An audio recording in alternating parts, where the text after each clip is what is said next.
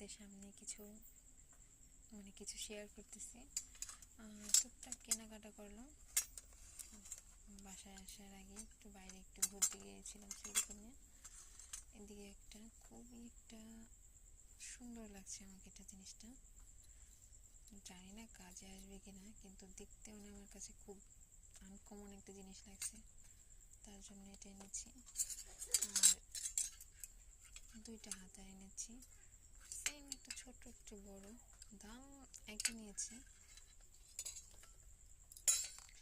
আর তিনটা স্ট্যান্ড এনেছি ভাত এসব গরম কিছু রাখার জন্য। সেগুলো অনেক মজবুত, এর জন্য তিনটা এনেছি। আর এখানে চারটা ছোবা একসাথে এনে রেখেছি। এখানে একটা তারের ছোবা আছে, এটা স্প্রে বোতল, যেটা আমার খুব কাজে আসবে।